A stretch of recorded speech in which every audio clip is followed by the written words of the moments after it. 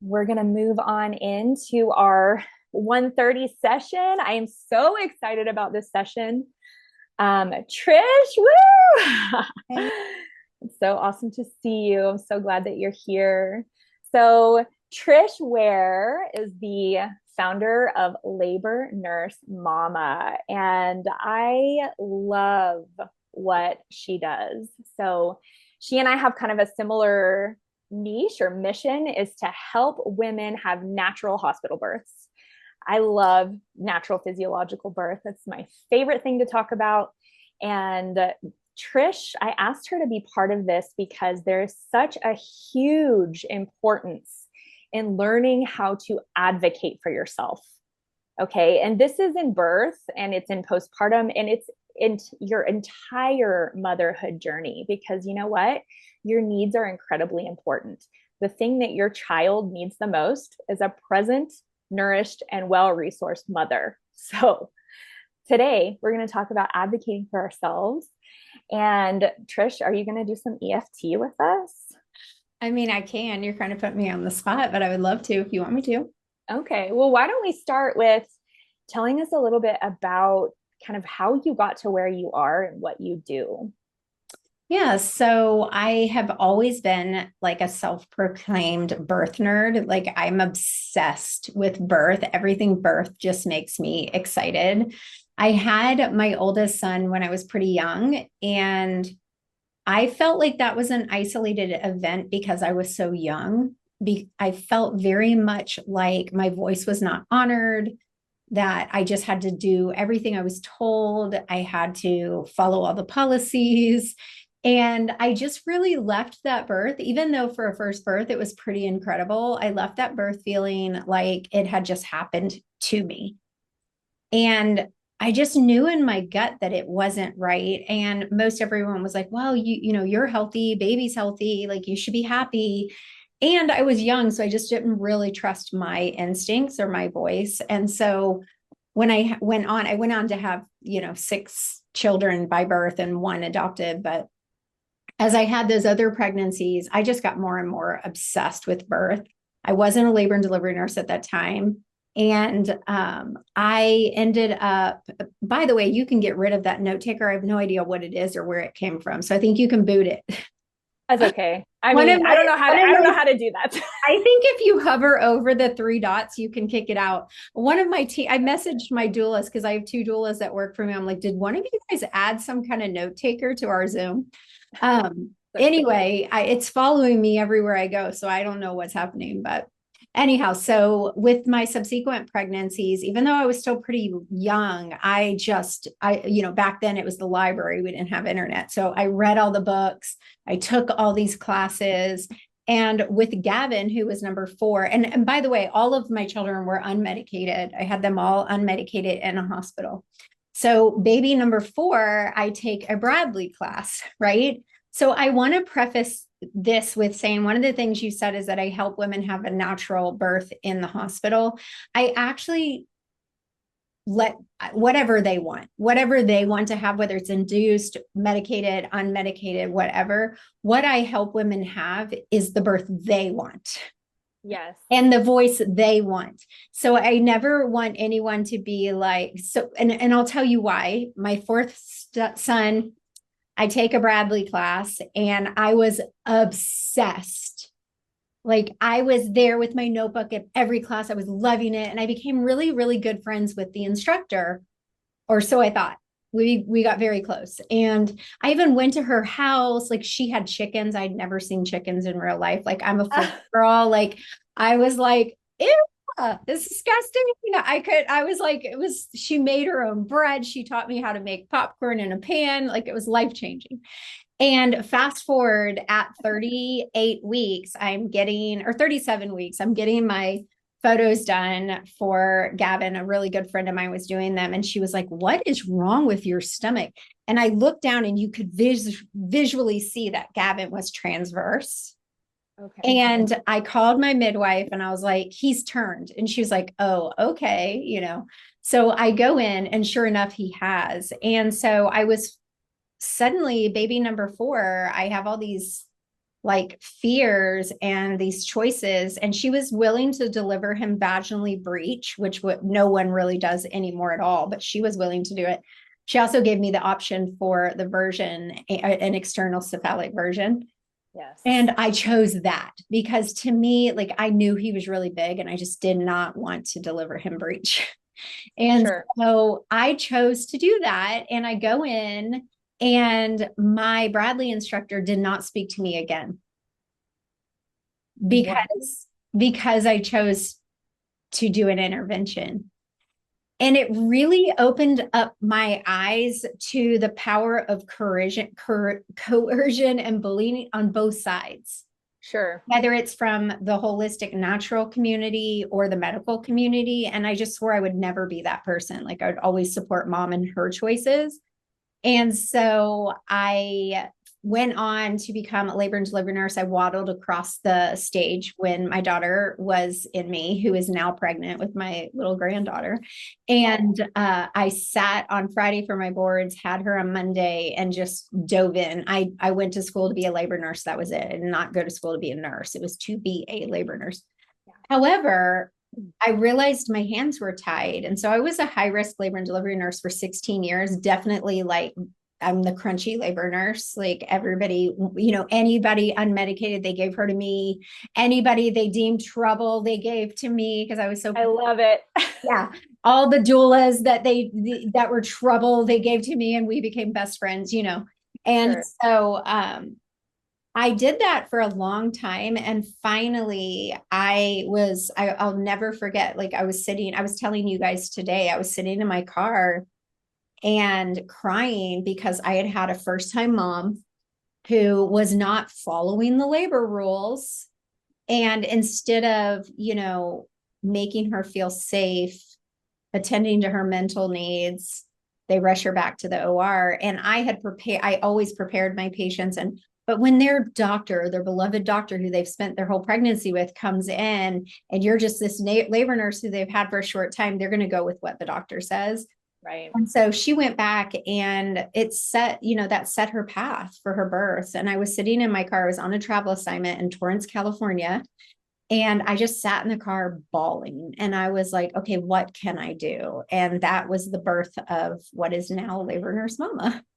Oh my gosh, that's so amazing. And I so appreciate you saying that about the birth that you want, because I was just talking about this yesterday on our 10 a.m. call, how, when I became a doula, I was pretty anti-hospital, right? I was like anti the system, anti-hospital, raw, let's rally, you know. And then I met a mom at a play date in a park, and our kids were playing together, and they actually went to school together, and we're standing out there. And of course, every time I say I'm a doula, people start telling me their story, right? Their birth story. Yeah. But this time I said, oh, I'm a doula. And I'm super sensitive to energy, and her entire, she just went, oh, I know what doula she's talking. I mean, I know the doula. Yes, you do. And it's the Bradley instructor that never spoke to you again. That's what that mentality is. And that breaks my heart. And I noticed. And so I approached with care. I was like, okay, there's clearly some trauma. There's clearly something there. And then after a few minutes, she said, I just want to tell you that the hospital saved my baby. And this wasn't like the hospital created a bunch of interventions and then they saved the baby. This was like at the very last moments of pregnancy, she had a big issue, and they had to do like a true emergency C-section before she was even. Which is why we're so grateful. Yes. This is why I've had some come to Jesus talks with doulas where I've had to step them out of my labor room because they're causing a sense of dissension and division between me and the patient. And I remember same hospital, different assignment in Torrance. And I brought the doula out and I said, listen, you have decided who I am in your brain before you met me. I am the crunchiest labor nurse you will ever meet. I've had all of my children unmedicated. I didn't have Grayson at the time. I totally get it. Yeah. And I was like, here's the thing. If you cause division and cause her to not trust me, I'm the one that's going to save her and her baby's life, not you. Right. And she needs to trust me, and we need to be a team, because it doesn't matter where the division is coming from. If you bring division into whether it's family members, doulas, nurses, doctors, because I teach my students how to fire as well. Yes, It absolutely. doesn't matter where the division is coming from. You are taking a part of her birth that should not be taken from her. Right. Yep. I totally agree with that.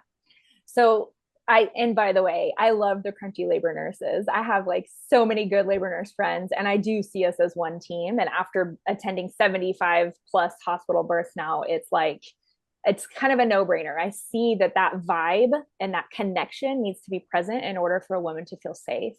Yeah. So, for someone who is learning how to advocate for themselves, because I know this is a huge piece of what you teach with Labor Nurse Mama, Mm-hmm. how, like, where do we start? Like, where do you feel like it's the most important place to start with self advocacy, and how is that even done? So I have a saying that I say inside of a labor nurse mama is early and often. So as soon as you are pregnant and you start going to the doctor's office, I want you to start practicing speaking up, because I get it. It's like this weird thing, especially we as women have been trained that our voice is not as important. But what's really interesting to me is you've got these women who in other areas of life are so bold and so confident and will speak out about their rights, and I have a right to do this and that, and they'll speak their opinions. But when they walk into the room with these providers, they're like, "Ugh," and she's gone. So I recommend that you do it early and often. Start having those conversations. This is why inside of our birth classes, they're from trying to conceive all the way, because what's really hard for someone at their first appointment to even recognize signals of a problem is that they don't even know what they want yet. So that's Yeah. why being educated early before you even get pregnant is so important, so that you even have a clue as to what it is that you want, which may evolve during pregnancy. That may change what you thought you wanted, you may not want. But if you go into those in those early appointments and you know what's really, really important to you, because what's important to Leah is not as the same as what's important to Trish. So what's important to you, and you start having these conversations, because here's the truth about prenatal visits. They are scheduled based on what insurance tells the doctor they can talk about at each visit. So Wow. I actually didn't know that. yeah, so they have to cover certain topics and click it off the box. So they're not going to educate you. It's not going to happen. They want to get paid. So you have to interrupt. You have to do a pattern interrupt, and you have to ask questions. And it's what's important to you. And your friends, like what's important. I always try to help people walk through picking providers, but it's again, one person may be really happy and love a doctor because they'll induce them if they want to be induced. And another person might hate them because they don't induce you if you want to be induced. So you also have to like really find out what's important to you when you're choosing a provider as well. Yeah. And then just learning basic skills of watching body language. So if Okay. you ask your doctor questions and they blow you off, or they're like, oh, we don't need to talk about that, that's too soon, that is a bad sign. They should care about what you're asking and at least invest some time into answering it and not devalue you. Yeah. So they need to listen. The other thing I would say is taking a pause. So I teach my students how to ask a question and then pause. A lot of times what we do is like, I really want to be able to push longer. Like, do you enforce like pushing rules? And then you ask it and then you start panicking. Well, of course, whatever it is that you want, if you're not for that, that's okay. Like, and you start filling the gap. Pause and let them fill the gap. And you don't have to react. So if you're talking about that and you're like 32 weeks and like you've heard this particular doctor only lets you push 2 hours and is really time clock oriented, you can ask them the question early and you don't have to react, whatever they say. So if they say, yes, well, can you tell me why that's your policy? Well, the studies, okay, can you please go print those studies? I'd like to take them home and my partner and I are going to read through them. Here's what will happen. A lot of times there is no damn study. They're just Right. saying it. Number Right. two, if they print it and you read it, they've only taken a part out of context to benefit them. And then Right. number three is there is a study and there is evidence that what they're saying is important. And now you've made that decision based on, because one of my mantras is you can refuse, but should you? Like you can refuse anything, but should you? And so you don't want to refuse something just because you have a right to. That's not smart either. So knowing when and why, what are the studies behind these things? I mean, the truth is birth is a natural process. Half the crap we do is unnecessary unless it's necessary. Yeah. So hopefully, Yeah. Yeah, no, that helps a ton. And I love the when I talk about informed consent and evidence-based care, what that looks like is here are your options. Here are all your options for this situation and the risks and benefits of each option. This is my professional opinion. Go home and sit with this and tell me tomorrow what looks good to you and what feels good to you. and the alternatives to the options I'm offering you. Exactly. Right. So that those options would include the alternatives or like Yeah. the maybe the risks Because too. a Like lot of times they will only present what they want to do. right. Now, I've run okay, into that a lot. that's the one and only option. No, I don't think so. Yeah, you're right. Asking Because for time, like, and that's part of reading the room. So if your provider comes in and you can see visually, this is like they are like, we need to send you to L&D right now. That is a different situation. You may not say, I want to go home. You may listen to them, go to L&D, but don't agree to all the things until you have time to process what's happening. Unless it's a true emergent situation, which you can read the room and know that.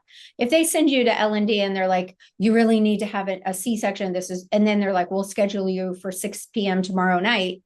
Hello. that's not an emergency. No. And I've seen that where they're like, this is just not safe. We can schedule you a week from Thursday. Okay. Yeah. Yeah. And then you know that it's not truly an emergency. So, what would you say to someone who is already, maybe she's 20 weeks pregnant and she's already kind of sensing that there's a misalignment with her provider? So, the provider is rushing her along. She's feeling like she's not really very educated. She doesn't really feel like she knows what this provider is all about and they're not being forthright. What would you say to someone in that situation? I mean, I would say schedule a time and say that exact things to them and give them a chance to explain what you need to know. But the other thing is I would say switch. I've never had a student who has switched doctors that has regretted it, but I've had lots of students who have stayed with a doctor and regretted it. And you Yeah. can switch them.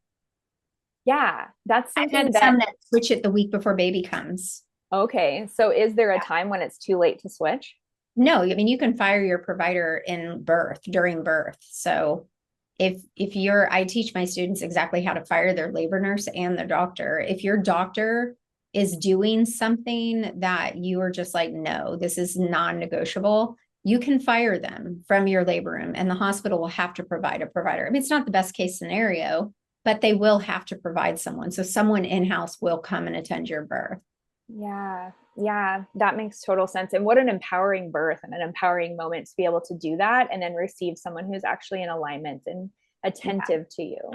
And one of the to that is the importance of your partner being on the same page and attuned to you. Because when you're in labor land, you don't have a voice sometimes that can actually Yeah. like Yeah. cognize, I need to fire this provider. Yeah. Right, like so maybe your partner is watching you and connected to you and the partner can help with that level of advocacy. So these partners in birth need to be just as educated and just Yes. as attentive and invested, and that's kind of one of the things I'm passionate about teaching as well, is bringing the partner in as Yeah. the charge that holds the room while you're surrendering and opening to this like Yeah. altered state. Yeah. The partner needs to know what you know, and they need to know what you want and why you want it. Because the worst thing that can happen is the provider and the nurse wanting you to do something that you don't want to do. And then your partner thinks you're just being obstinate and you have no reason. And why should I listen? I'm losing you, Trish. I don't know what happened. You froze for me. So I don't know if it's mine. It looks like we're good. I don't know. But what I was saying was, your partner needs to be on the same page. I don't know if it's me that's frozen or you. Is that me or you? Are you I there? can hear you. I can hear you. Okay, You're good. frozen for me, so I don't know. Okay, yeah, you were frozen for me, so I'm not sure. Meg, can you see who's actually frozen? Let me see what my internet says. I think We're it's good. fine. Um, she can I hear us think both. we're So that's good. okay. Well, that's fine then. I'll just keep talking. So, for the birth, your partner needs to be as educated as you are. So for us, we recommend they log in, they listen to the courses, that we also have the birth coach class. And we tell them, because during labor, your only job is to labor.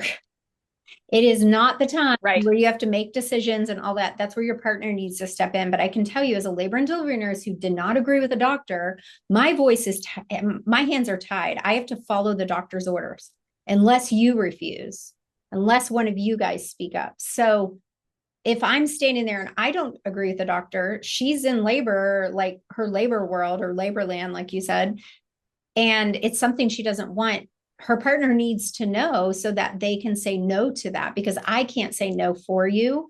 And if me and the doctor, or, the doctor and the nurse, not me, are coming against whatever it is you want, and then your partner's like, oh man, and now you've got them and your partner. The doctor may say some ridiculous things like, well, you could harm your baby. And your partner's like, we could harm the baby, even though that's not Right. true. And that is a really Right. tough place for a mom to be in. So it's really, really important that they understand, because if they don't understand, they're just going to be like, God, you're refusing everything. Like, you're just being obstinate. Like, why are you doing that? You're putting our baby at risk. The doctor said the baby could die. It's like, no, let's not, because we want to be a unified front. Yeah, that makes sense. So it looks like Meg typed a question Yeah. in the chat. She said she had a sheet where the part that has all their wants and needs. I mean, your partner needs to be a part of creating your birth plan so that they don't even need that sheet. They already know what it is you want and why you want it. And that's the important part. You can't just say, I said this, this, and this. You need to tell them why. Why are you choosing no IV? Why are you saying you don't want to lay in the bed the whole time? Why are you saying that you don't want Pitocin? Like, what are your reasons? Because if you don't give them the why, they're going to have a really hard time standing up against doctors and nurses. I can promise you that. I don't care who they are. Yeah, that's a really good point. So, what would you say to someone who's navigating the potential induction for the risk of big baby?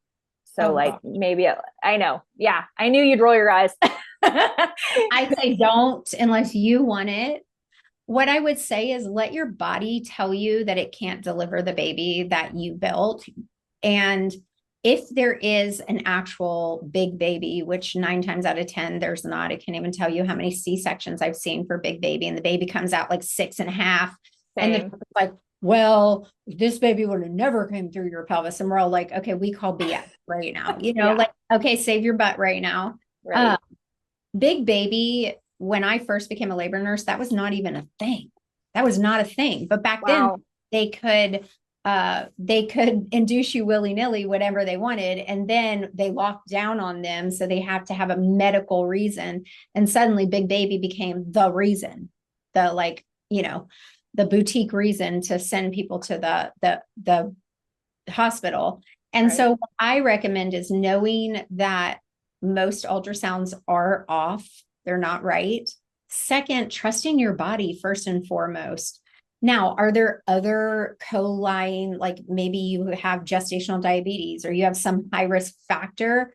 Maybe you'll want to agree to an induction, but most of the time I would recommend no, unless your diabetes is out of control or something else is going on. And even ACOG does not recommend being induced for big baby or having C-section for big baby diagnosis alone. So Right. I just say, If I knew I were carrying a big baby, I would for sure want to go unmedicated and move as much as possible. Yeah, absolutely. My babies were 9 and 10 pounds. And Those I were will say, yeah, they were big. And now they're like small little kids. It's so funny. It's like such a joke. But I will say that I chose a provider, I chose a midwife. And one thing that I think it's important to note that a midwife doesn't necessarily mean low intervention, right? A midwife, there's a huge range of preferences with each provider. Good question, Bryn. We can get to that in just a second. So I was never once told I had a big baby. I was never once told, oh, well, you're over 35. So, you got to give birth in a hospital. Like nobody ever instilled those doubts in my head. And like, that's which is an important fact. That's an important fact. I don't know which if you know, one? there was a study done about that exact thing. So there was a study done where they had a group of women that were told they were having a big baby, whether they were or not. Then they Right. had a group of women that were not told they were having a big baby, whether or not they did. The women where big baby was never mentioned, 9 times out of 10, whether they had a big baby or not, they had a smooth delivery. These women, whether the baby was big or not, had more problems. So it is a mental thing. Like, stop saying this to women, because just by going, oh, this baby looks big, you are setting her up to doubt her body. Right. Yep. So And it's the influence of the provider that actually affects the outcome, not the size of the baby. I am very familiar with this. I actually have yeah, an article written with links to the studies for people to reference that I send to all my clients, especially if they are with a provider that I know is going to do this. I'm had the like, big just a baby. heads up. Yeah. Yeah, Because when you're a doula and you work in the hospital systems, you start to get to you know know the them. providers. Yeah, Yeah. that's Um, what I tell my students, if they're looking for the best provider, talk to the doulas in the area. Yeah, exactly, because they work with them all. So Yeah, Bryn, it the says labor Michael, but nurses it's won't Bryn. tell you. Yeah, right. Bryn says, "What's the potential harm of an induction?" Now that could go on for a while, but do you have any thoughts about that, Trish? So I would say that anytime we intervene into your birth, we're increasing risk of some sort of another, which will lead to another intervention. So just the choice of induction leads to more interventions. It just does. However, I also support women at times like making a choice that an induction is right for them. So the potential harm would be just more interventions. And the other harm would be based on your bishop score, which is something we have a score that we do based on different factors, 5 different factors, to decide the likelihood of a vaginal delivery outcome. So if you have a low bishop score, the harm is you may not have a vaginal delivery. The other thing is it kind of locks you in. So the most powerful thing you can do if you don't have a high risk reason to be induced is to let it happen without us making it happen, and then labor at home as long as possible. That is going to decrease your chances of so many different interventions and risks. But again, I Yeah. have 3 beautiful unmedicated inductions. So I also Oh, wow. support, yeah. So there are like what I say inside my world is nothing out of convenience or curiosity for someone else. So if it's not a medical reason for an induction, then it's an elective induction that is out of convenience for someone, whether it's you or them. If it's Right. you, I support that. Right. Yeah, I support that too, as long as you've been really well prepared and educated. And And your so bishop looks good. exactly. And I can say that 100% of my clients who have been offered an induction for a non-medical reason, so preference or scheduling, has never known their bishop score. They've never even heard the term. So this is why I'm like, okay, we need to be really proactive with educating you on when you need to advocate and why. Yeah. So yeah, that, and also most of them aren't aware as well that their experience of the sensations might be different. It might feel Yeah. more painful. It might take 3 days. Like there's so much that goes into that. Oh, no, I can tell you how many patients I have that come in with all the baby gear and the whole family they're coming in to be induced. And I'm like, we probably won't have this baby for a couple days. Yeah, or they haven't eaten dinner and then they get there at 6 p.m. and they're like, "What's for dinner?" And the nurse is like, "Oh, you can't eat." Nothing. So There's nothing for dinner, breakfast, lunch, dinner for the next couple days. Yeah. yeah, I actually have a whole class on this that is just for, okay, you're being induced. There's a medical reason. Here's what we need to do now. Here's what you need to know. Because it's who else is going to give them the information, right? They have to find it themselves. So, yeah. Oh, she froze on me again.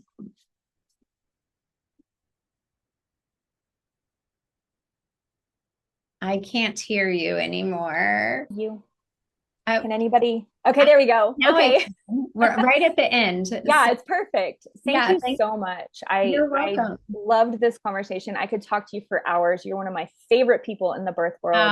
I love it. Thank Thank you. you. All Thank you so much right. for having me. Good luck, ladies. Absolutely. Thank you. Bye.